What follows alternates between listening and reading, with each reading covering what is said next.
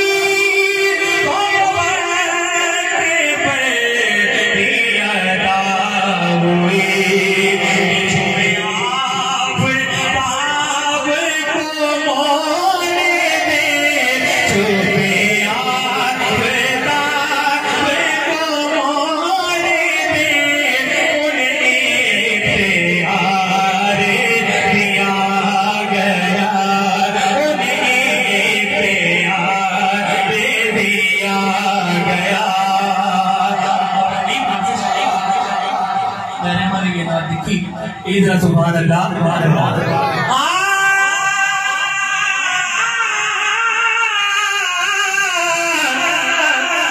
लिखो ना